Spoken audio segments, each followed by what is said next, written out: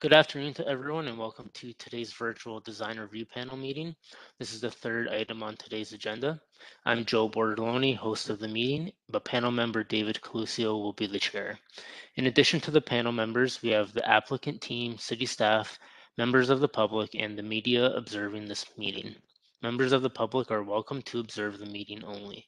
This session is being recorded and will be uploaded to the DRP webpage. Just a reminder to please keep your microphones muted if you are not speaking. Thank you. David, please begin the meeting. Okay, good afternoon and welcome back for some of us. Joe, can you please confirm this session is being recorded? It is. And are there any changes to the agenda today? There are not, no. And I'm asking any panel members if they have conflicts with this application. Take silence to mean that there are none. The third item on the agenda today is the review of 136 to 144 Upper Mount Albion. The lead planner on the file is Reno Del Bello. Good afternoon, Reno. We're ready for your presentation. The presentation under 10 minutes. Thank you. Thank you very much. Just going to share my screen here.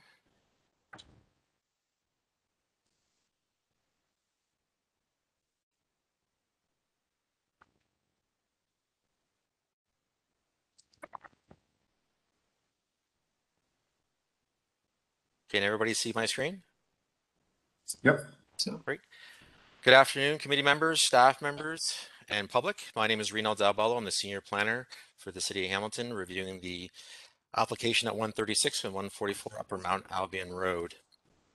The development proposal, the applicant is proposing to develop a standalone 5-story residential building that will contain 154 residential units. The development would have 1 level of underground parking, and that would have a total of 160 parking spaces. The building is proposing to contain 118 bicycle parking spaces located underground. The development is proposing an outside amenity area that is located to the rear of the building. Vehicular access is from Upper Mount Albion Road. I'd like to interject before I continue here that we are looking at the 5-story building right now, and the applicant will be providing a presentation on a 6-story building. The technical review that has occurred is based on the 5-story building because the applicant has not officially submitted a 6-story building. Just for clarification, once the applicant gets to there. The site location, the subject site is located facing Upper Mount Albion Road. To the north of it, at the intersection of Paramount Drive and Upper Mount Albion, is a commercial property, Jiffy Lube. Behind, to the rear of the subject property, is an existing townhouse development. And to the south of the subject property, there is a draft plan of subdivision of residential and institutional blocks. Directly across from the subject property is a commercial plaza, and south of that is another commercial block that will be for development. At the main intersection of Paramount Drive and Upper Mount Albion Road, we have 2 large commercial plazas as shown. Site photos. Here we have a view of the subject site on Upper Mount Albion Road, standing on Upper Mount Albion Road facing the subject site. Here's a view of the subject site also from Mount Albion Road facing. And the third one here is a view of the subject site also from Mount Albion Road. Here we have a view of the subject site from the existing pathway looking into the site. In the foreground, we have the commercial Jiffy Lube. Here we have a view of the subject site from the north side with the existing residential on the left side. This is taken from the parking lot of the Jiffy Lube. Here we are standing at the front of the subject site facing Mount Albion Road and facing the commercial plaza that is existing on the across from the subject site. Here we are standing on the subject site looking across Mount Albion Road, looking at the entrance to that commercial plaza. Here we are looking at the existing pathway with the subject site to the left, and on the right side is the draft plan of subdivision for residential and institutional. Here we are standing at the end of the subject site, looking towards the intersection of Paramount Drive and Upper Mount Albion Road, with the subject site on the right-hand side. And here we are at the intersection of Upper Mount Albion Road and Paramount Drive, looking at the commercial Mr. Jiffy Lube. And here we are looking south on Upper Mount Albion with the commercial plaza on the right-hand side, and the subject site is on the left-hand side as indicated. Here we have the proposed development that the applicant has submitted. It's a site plan. It shows the proposed building with 5 stories and 154 units. It shows the outdoor amenity area. Looking at the plan, to the left of the plan, we have the existing commercial. To the right of the plan, we have the existing walkway and the future draft plan of subdivision. And to the rear, facing the screen, we have the existing residential development. Here we have the ground floor, which shows the units. We have access from Mount Albion Road, which would be at the bottom of the screen. We have some visitor parking, access to the underground parking, and it shows the outdoor amenity area in the center of the building. Here we have the underground parking plan, where all the parking is provided for the site. Here we have the north elevation, rear of the building facing the existing residential. So we have the U-shaped building, so to speak, and the 2 end units are facing, and then in the middle part there would be the amenity space. Here we have the south elevation facing Mount Albion Road. This is what we'd be looking at from the street level. We'd be looking at the units and then the entrance to the underground parking on the far right-hand side. This is the west elevation. To the left of the screen, as indicated, it's Upper Mount Albion Road. Then to the right would be the existing residential.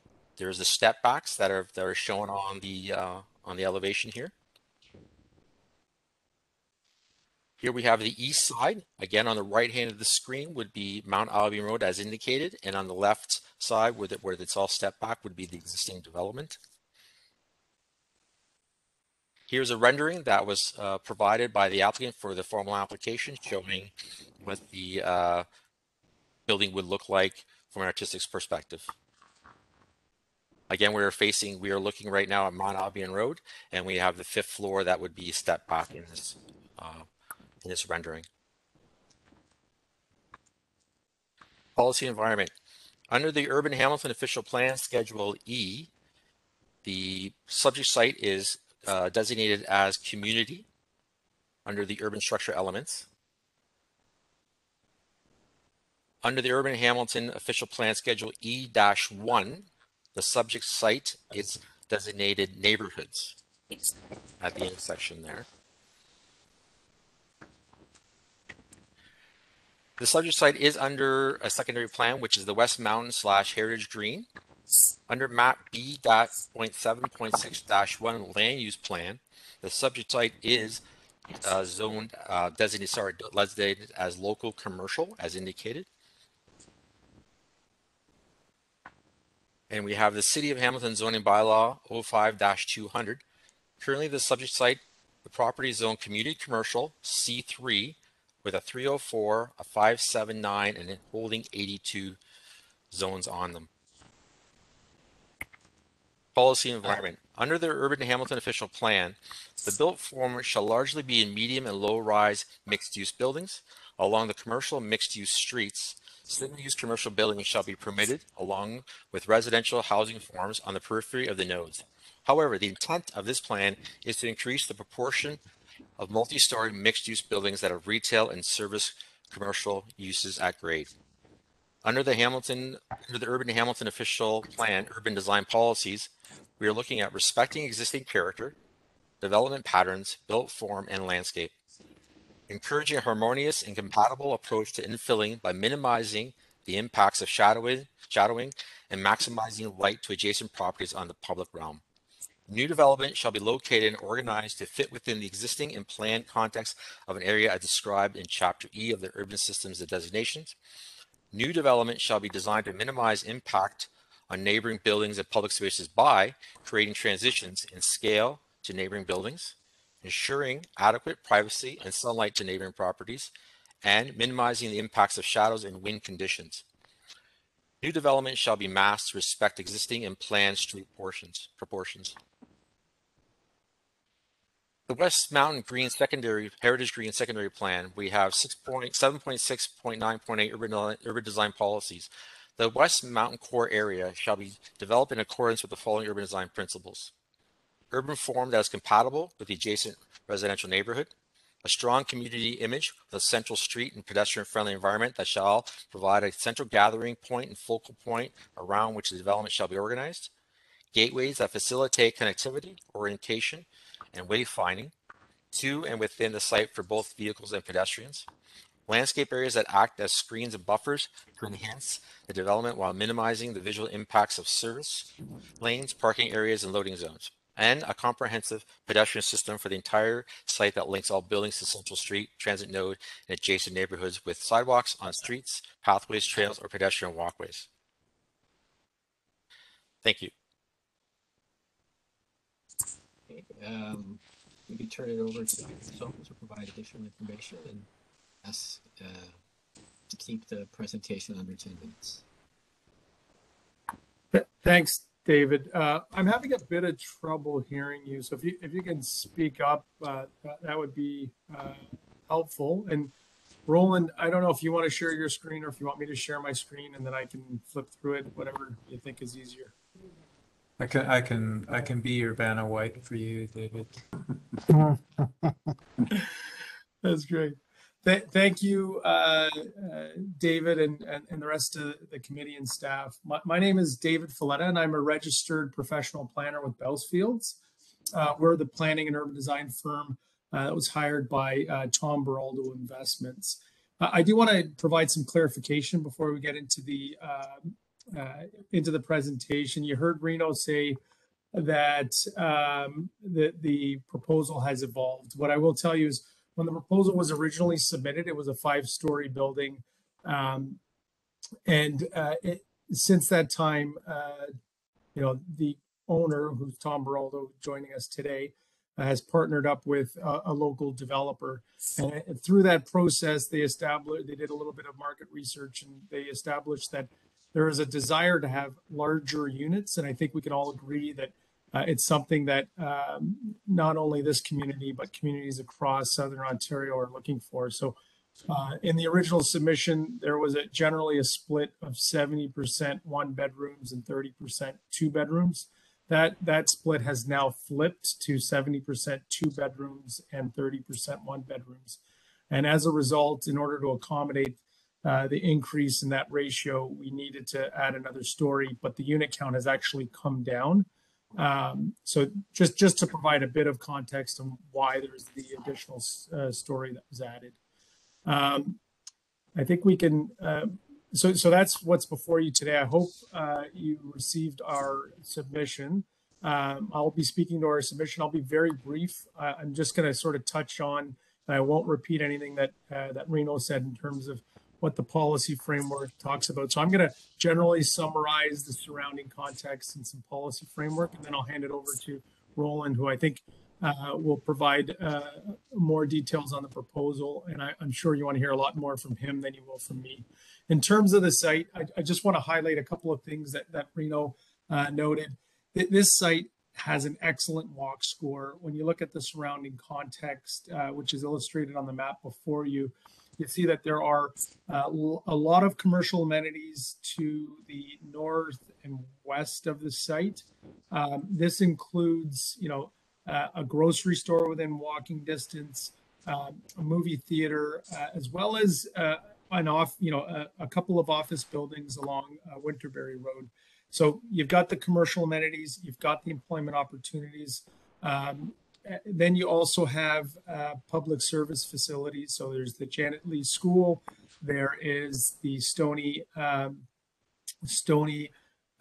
Wood Park to the east. We have a trail that directly abuts the site to the south, which you'll see in the next slide. I don't need you to go over there yet, but actually, if you can go back one, Roland, sorry. Vanna, you're too quick. And then just a couple of other highlights. There's a large natural heritage area to the south. That area is the Aramosa Karst Conservation Area, and there's trails and learning opportunities in there. There's also stable residential neighborhoods to the east.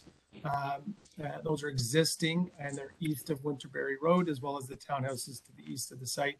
And then there's also a newer residential neighborhood to the southwest of the site. That's the Lozani Central Park neighborhood. So it's a very exciting area. It's, like I said, it's got an excellent walk score. It's got a mix of uses, and it's rightly designated as a community node. Next slide, please. Some quick highlights in terms of immediate surroundings. You see the trail to the south. It leads directly to the school and park to the east. Reno touched on the subdivision to the south. I just want to add that it is draft approved, but it's not registered. And the majority of that subdivision is low-rise residential uses. However, there is a block that basically is the same depth of our site that continues down Highland Road along Upper Mount Albion, and that is within the draft plan is identified and zoned for a retirement home. I think that's it. Oh, one last thing is that there is good transit service. It's bus transit. It's along Stone Church, Paramount, and because of the grouping of all of these uses, it has really good transit service on an hourly route along Upper Mount Albion, and it connects across the city. Next slide, please. These are just some photos of the site. I'll just go quickly. This is a view from across the street. Next slide. Again, this is a view of the subject site. You can just trigger through these. I'm sure you saw them in our submission. The one thing I will say is that the site, it does form part of currently the Mr. Loop site to the north. You see this is sort of the dead end where it stopped to develop. It was approved for a commercial plaza on these lands, but the current owners decided to sever off and sell these lands to Tom Beraldo, who's obviously in for this residential building. Next slide. In our package, we provided our analysis in terms of why this site makes sense for intensification. Reno touched on the policy framework that applies to the subject site. I'll just add a couple of notes. It's within a community node. These are strategic growth areas that are planned to include a mix of uses. It's supposed to function as a mixed use area that really focuses on a pedestrian environment. What we're suggesting here is that it does make sense to intensify the site for a number of reasons. And I think, part of the thing is that, the city is planned to grow significantly over the next 30 years. We've heard that through the city's MCR process, the Grids 2 process. And we know that sites like this are key in intensifying these sites, and optimizing density on sites like this is important, and it'll help us accommodate the growth that we're planning to accommodate. So it's an ideal location for growth. It's an ideal location for intensification. In terms of the design policies, which I think you're more worried about, I think it's clear that the policies speak to creating and urbanizing these environments, to adding mixed-use buildings, adding housing, adding intensification to these areas that are generally well-served by transit and have the propensity to accommodate heightened density. And then, of course, the policy framework speaks to compatibility with surrounding context, and we think it's very important to be compatible, especially with the townhouses to the east. So with all of that said, that's the guidance that we gave to Roland. We think he's come up with a proposal that addresses and conforms to the policy framework. So I'll now hand it off to Roland. Thank you, David. So this concept hopefully will really explain the building. It's relatively straightforward. U shape, as the planner noted earlier in the discussion. It's got a couple of wrinkles to it.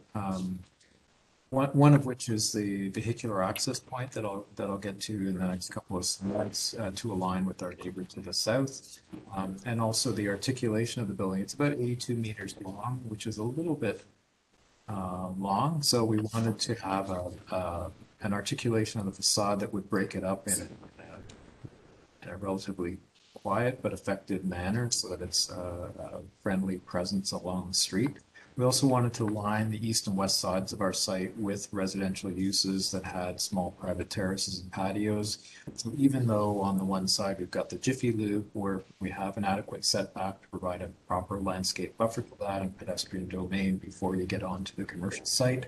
And on the other side, of course, we've got the pathway, which we want to really take advantage of and have those residents have direct visual access to that and basically eyes on the street, eyes on that environment for passive security for people using and enjoying that pathway.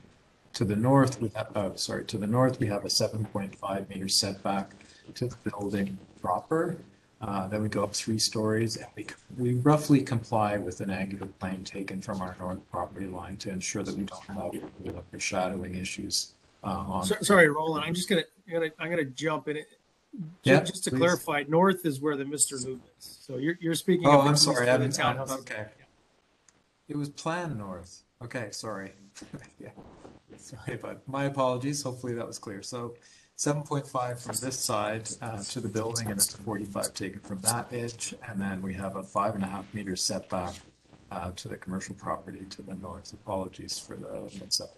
The other thing is that the amenity space, the principal amenity space in this building is provided at grade in terms of the indoor amenities, so the active uses will be there.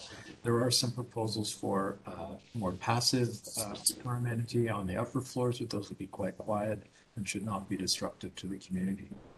So as I mentioned, the building's a little bit long, so we wanted to ensure that we had a breakup and created this sort of sense of pavilions along the street so that the building would not be overpowering in its environment. And we like this idea of the sort of taut facade, these very gentle changes in plane and the 2 materials.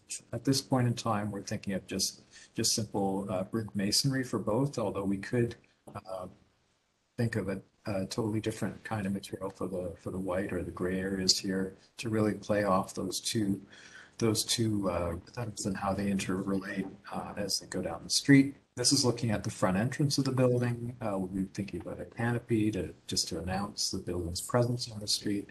The background here is the vehicular entryway. So this is the view from the street. Looking at the vehicular entryway, we're proposing a couple of screen-like elements to screen the visitor parking, because we placed that directly accessible to that front vehicular entryway, and we also have bicycle parking provided in those locations. So we wanted something that people could see through to see what's happening there, but also to kind of visually run some interference with that, so it's an appropriate edge to the street. Again, we have the taller front entryway for pedestrians, and this idea of these interlinked and jogging back and forth between the different materials as you come along the facade. This is the view from the north, from the Jiffy Lube site, showing the idea of a pedestrian walkway, some terracing up with planting to give an appropriate sectional and in plan separation between the residential areas to the commercial areas that it abuts. That's a view of the courtyard with the large shared common amenity green that goes directly into the amenity space in this corner. This is, This is a small exit stair enclosure that brings people down from the building. And there's a portion of the visitor parking that is exposed to the above grade, but that would also provide light and air for people coming and parking here. So we think it'd be it's an interesting sort of hybrid space for the parking area. So we still have landscape elements, and we provide surface visitor parking as the underground parking. So again, the ground floor, our entrance is directly across from our neighbor to the south, but that was pretty much a traffic imperative and a must-do, which comes in actually a sort of awkward place relative to the mass of the building. But the resolution we're proposing is that we would have our visitor parking disposed here, immediately available to you as you enter the site. We can tuck our loading bay in under the building in that form as well. provide ample residence bike parking directly adjacent to the street at grade, so it's very convenient for people to use that mode of transportation. As I mentioned, the common area amenity is tucked in the back here and goes out to a very large shared green landscaped open space. All the ground floor units get terraces, either go through a trail, facing into the courtyard, or with an adequate buffer to the commercial. This is probably in the range of about 15 meters. As I mentioned, the minimum setback to the, help me David, to the east is 7.5 meters.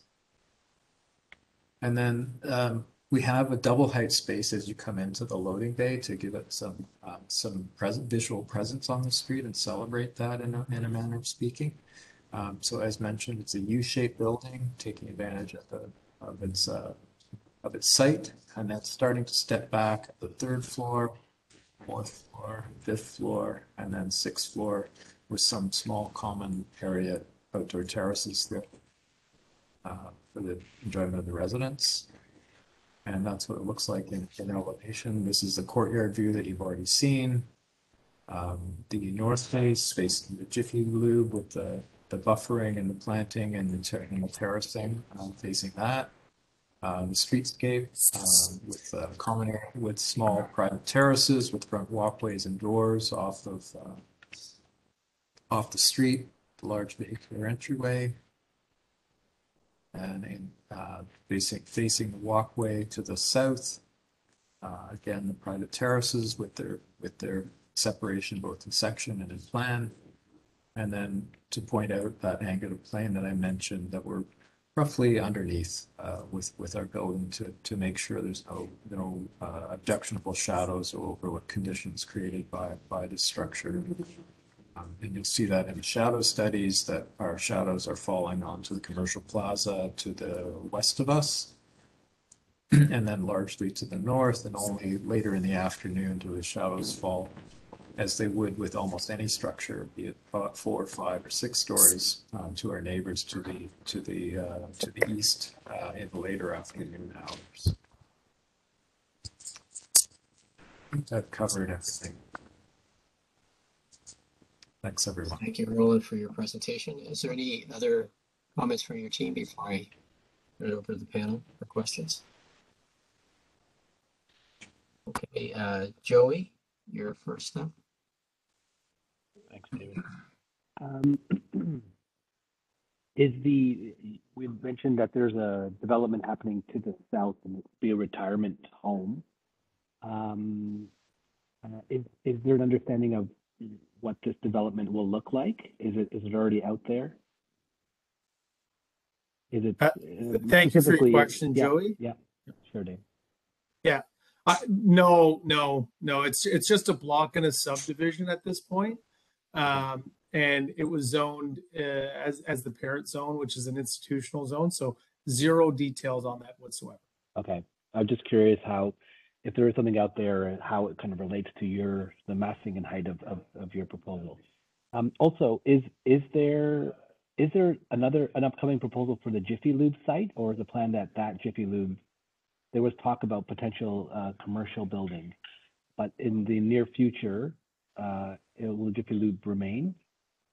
Yeah, that Jiffy Lube is recently developed. So it was built in 2000. I'm going to say 17. So it's a very recent build. And for anybody that knows this area well, in which I do, because I don't live far from here, it's a very busy place. Yeah. People are always getting tires and oil changes done. So. Okay, good to know. Thank you. Thanks, David. I think Yana may have gone by now. So it would be Eldon. I have no questions or clarification. Thank you. Jennifer Sison. Thanks. So thanks, Reno, Roland, and David for your presentations. I understand you've aligned the parking entrance with the commercial plaza entrance across the road, but could you speak to why the choice was made to have the visitor parking in line with the rest of the building as opposed to additional units here at the frontage along Upper Mount Albion? Sorry, you're talking about these two areas directly adjacent to the entryway. Yes. So it's like here and here. Mm-hmm. Well, part of the reason was, and you can kind of see it here, the vision triangle comes out there.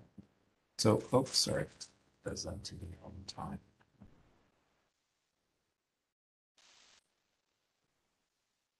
So to make sure there's ample visibility to see cars approaching along Mount Albion as people come in and out of it.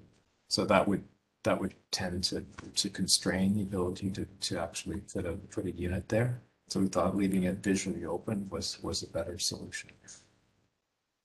Okay, thank you for that. And I was also wondering if you had developed a design intent for the amenity space. No, again, we're still early days with that, so we haven't programmed it. Suffice to say that it'll have the usual gym, park, those kinds of things. We think that we have, in this case, a lot of ample outdoor at-grade space that can work in concert with that too. All right, thank you. That's all my questions. Ted. Yeah, thanks for the presentation. I want to ask about the sustainability contributions that this development is bringing forward. Always a tough question to answer at this stage.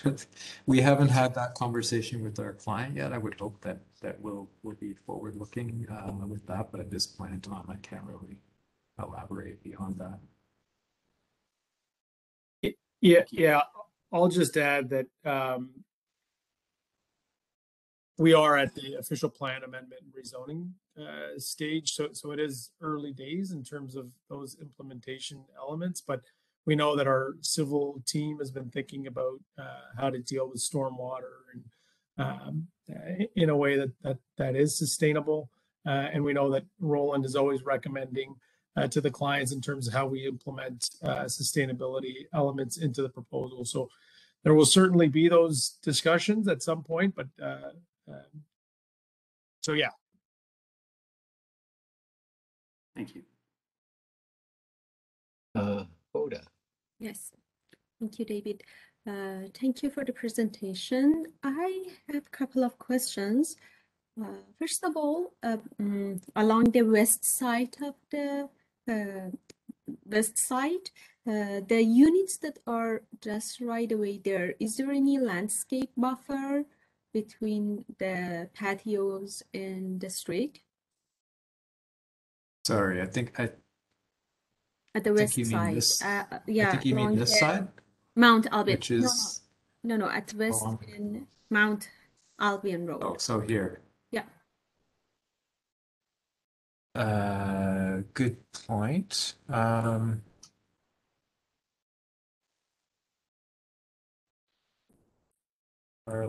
Our landscape architect hasn't developed too much information along that edge just yet.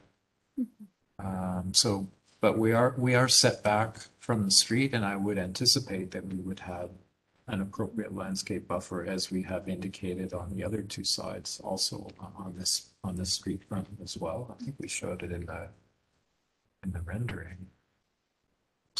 Way. So this is the sort of, you can see it here. Okay, so it's coming more advanced when the design goes. It will come to the plan too. Well, Okay. hopefully, yes. As David mentioned, we're just in the rezoning stage. So as we approach site plan, I think we'll be enriching this environment. Another question, continue to my colleague's question. On the back side of the townhouses on the ground level, where the visitor parking is located, I was just wondering if there is any, I don't know, windows or access at the back of the townhouses, that the visitor parking is right there. No, I think the proposal currently is that this would be a solid wall. I mean, it would be ideal if we could have a door and a vestibule so that some of these units could have direct access to their own space, but that would be a natural contradiction. And a pathway, probably. Sorry? And a pathway, probably, and some landscaping. Yeah, but this is seen as visitor parking, so an informal open area that we don't have to secure, so all the residents would go through security to get into the garage. Okay. I believe those are my questions for now. Thank you. Jennifer Mellon. Thanks, David, and thanks, David and Roland. I have no questions. I guess I do have a question about accessible parking relative to the main entrance. What is that? Is that? Maybe you can explain the route there. Maybe this is too granular for official plan, but. Sorry, David, could you repeat that? Sorry, just the relationship between the accessible parking and the main entrance, well, the visitor parking's here, so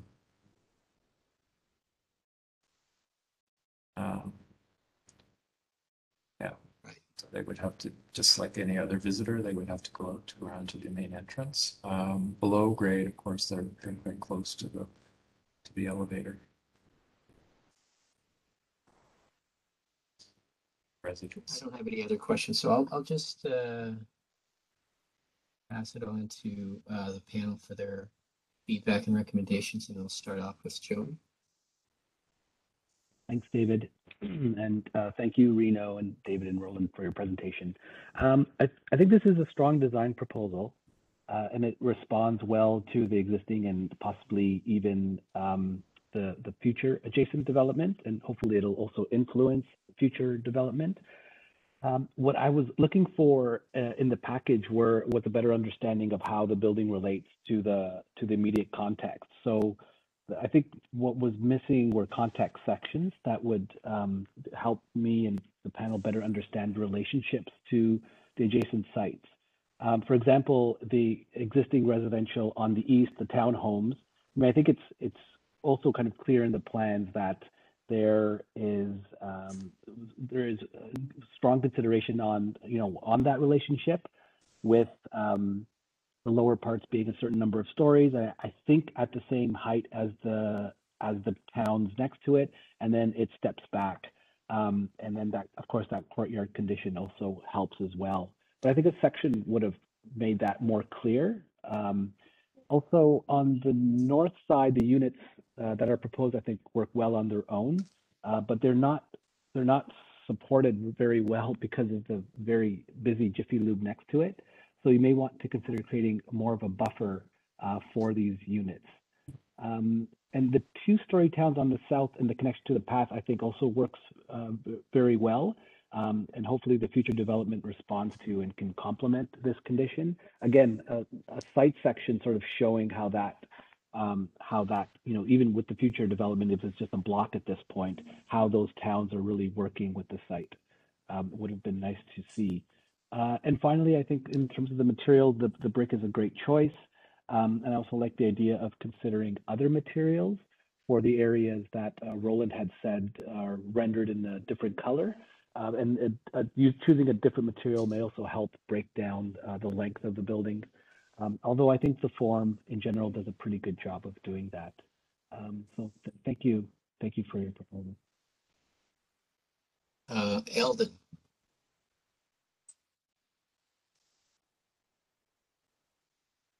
Here we go. Figure it out. Thanks, David, and thanks, David and Roland, for the great presentation. To be honest with you, there's a lot of good that I see in this proposal, so I don't have a lot of criticism as in respect to the proposal. I think in terms of the questions that city staff have raised, I think for the most part, the proposal addresses those both in bill form and articulation and choice of materiality and the way in which particularly in this proposal, the outdoor amenity, both indoor and outdoor, being connected and having that outdoor space. Similar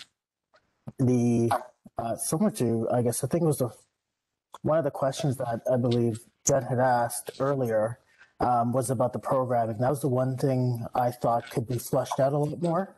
I think there's an opportunity to be able to do something great in terms of that on-site private amenity space that really complements what the residents would do on the site, how the residents would enjoy the site, both internally and externally.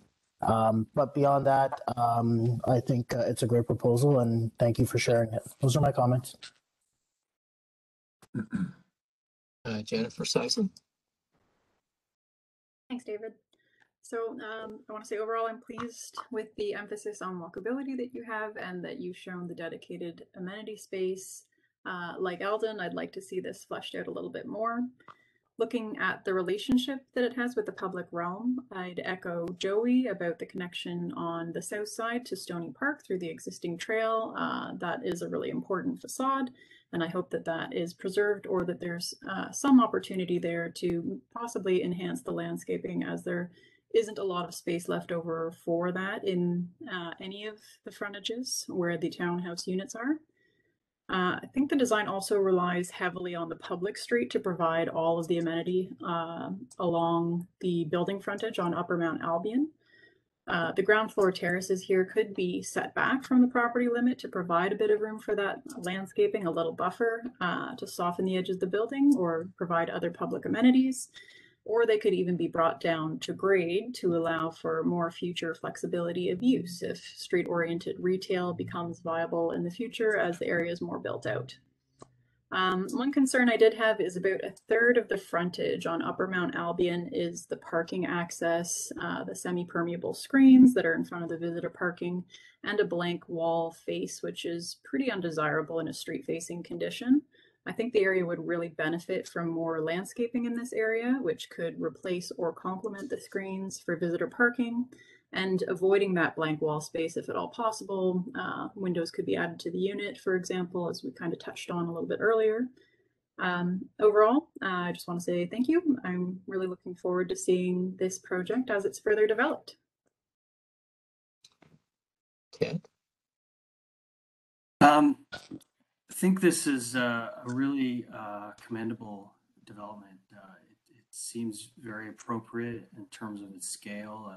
It's some minor exceptions and some yet to be seen aspects of it. I think it responds really well to the site and sets a really strong precedent for mid-rise residential development in this neighborhood. So compliments to everyone.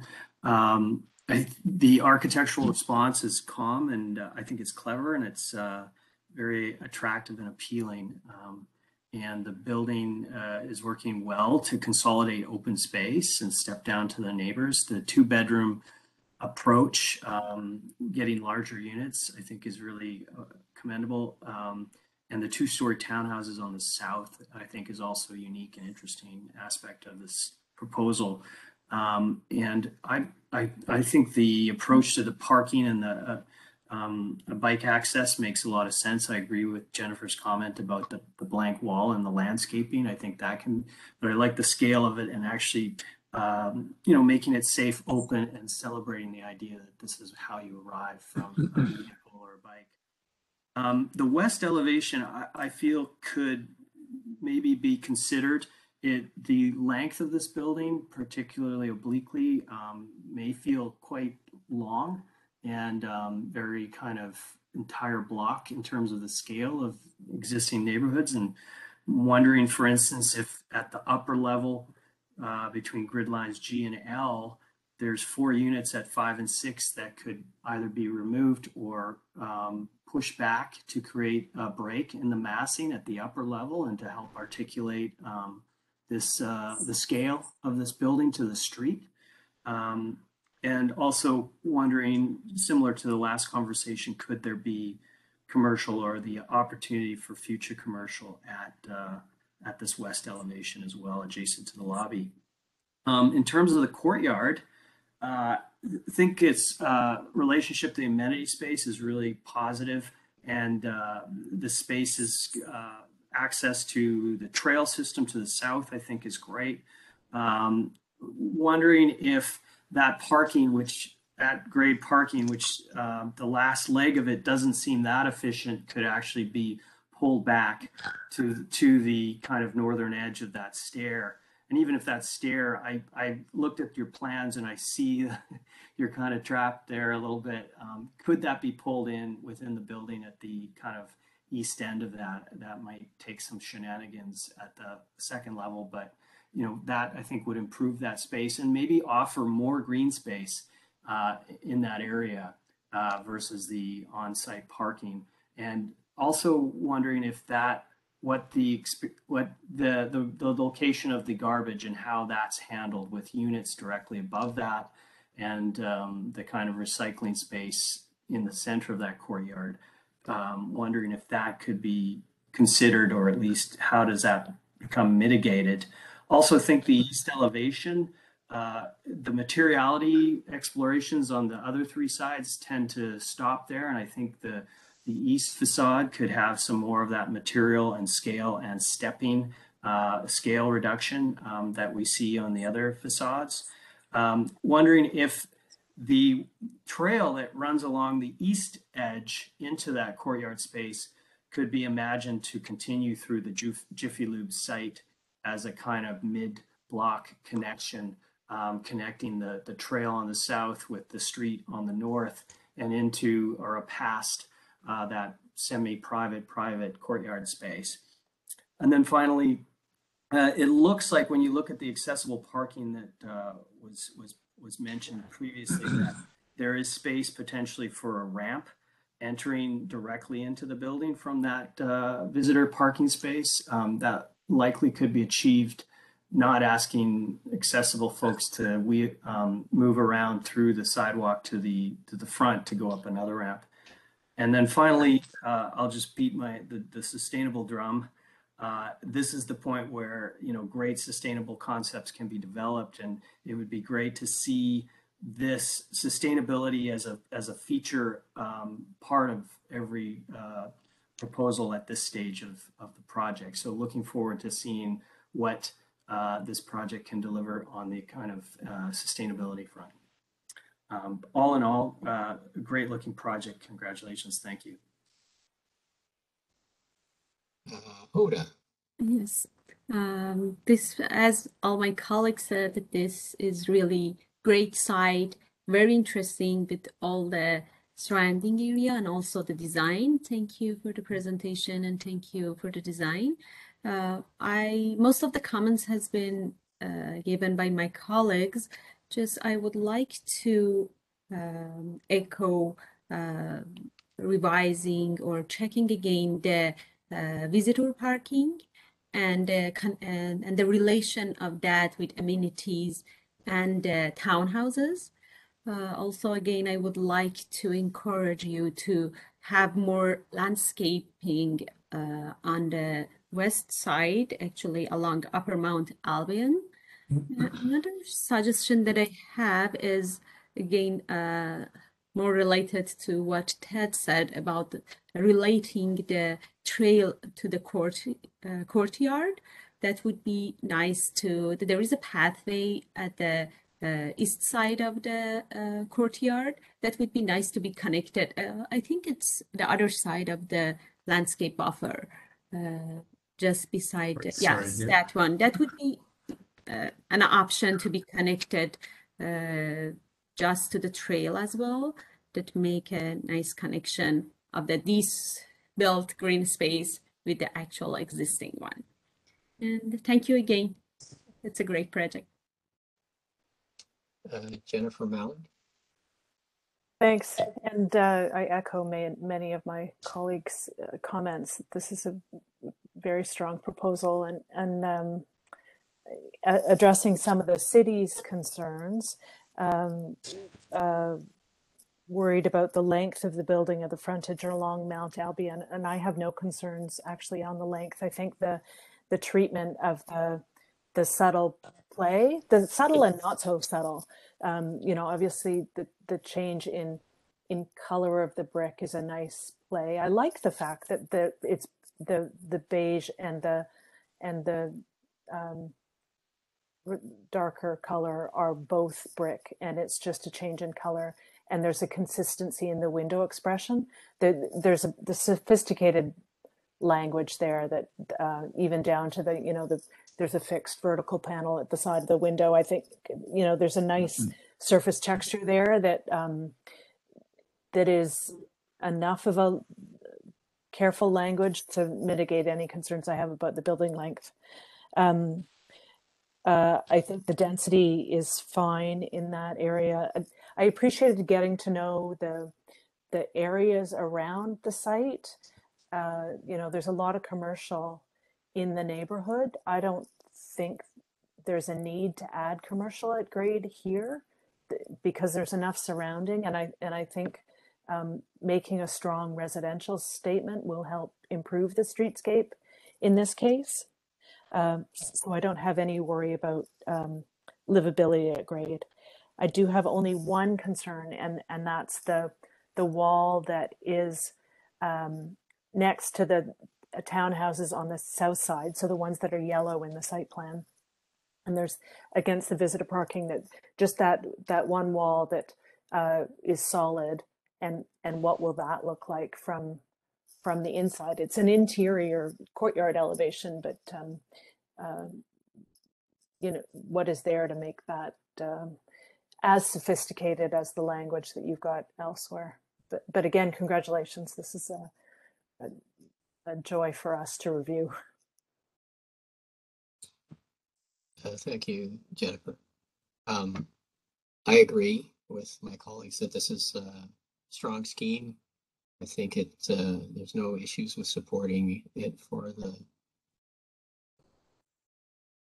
relief from, or the change to the official plan. I think it's a well-developed, very, lot of great things going for it. And I think that there's opportunity for refinement, as my colleagues have mentioned. And the one observation, and I think it's actually almost a continuation of the last conversation we had, Roland, is those, I guess there's about 5 units that face onto Albion, Mount Albion, that are at a raised level. And I know that you're responding to the city's requirements to raise them in that circumstance, but I can imagine that this, you know, at some point in the future, this also may change to have some commercial value. But also I think it would solve, if those were lowered to at grade, I think it would solve some of your, you know, the issues with the accessibility ramping and the ramping in the front lobby up to the elevator, and also maybe just questions about how you move your waste and whatnot from the elevators over to the, you know, there's some interior things that might be solved if that portion of the plan was level with the street. But again, I think that's, at this stage in the game, it's really getting into the you know, the weeds, and so I'd say it's a very, very strong scheme. Totally support what you're up to here, and both architecturally and development wise. I don't have any other comments. Do you have any questions of the panel? I've got just one question, and thank you for all your comments. I think I really do appreciate it. And, you know, it's very rare that you get this many designers and experts in one room and in the same room as my client. And I know a lot of you talked about the outdoor amenity space, and I'd like to hear if you have, obviously we heard all of your other comments and we'll be addressing them in our resubmission, but if you have any ideas in terms of that outdoor amenity space, we'd love to hear them. Like I said, it's rare to have this many people, and I don't know if we have time to do that, but be happy to hear anyone's thoughts in terms of what are the newest and coolest sort of outdoor amenities that people are looking for. I mean, the one observation I'd make is that the drawing, the perspective of that area does show fairly large trees flush with the surrounding, and I believe there's parking under that. Is that not the case? Can't remember if that's exactly what's there. So I think it's conditional right now. Maybe you might have to have a little bit more soil to make that work there, or some mounding, I guess, or topography there to allow those trees to grow. And that would probably add interest if you had some, movement in the rather than just a flat plane. I think it's. I'm not really personally in the residential market, so I can't really help you on your amenity ideas, but yeah, I do agree with many of the comments that if you could expand it by reducing the visitor parking, it would make a nicer, everybody's looking down into this courtyard. So if you can reduce the amount of parking that you're looking down into, I think that would help the general quality of the space as well. I just want to take an opportunity as well, introduce myself. I'm the potential owner of this property, Tom Baroldo, and I want to thank you all for your input and your impact in terms of this proposal we put in front of you with Roland and David and the team. If successful, we're pleased that we're going to be building this with a very reputable builder in Ted Valerie and his family. And we will take into consideration all your comments, especially as it pertains to sustainability, certainly something that we take very seriously. So I want to take an opportunity just to thank you all for your very positive feedback, as well as some of the things that we should be looking at as we move this project a little closer. Thank you. Thank you. It's a good way to end the day. It was a great project, I have to say. Thank you. Thank you. Thanks, everyone. Have a good afternoon. Have a great day, everybody. Thanks. Have a great one. Bye. Thanks for your comments.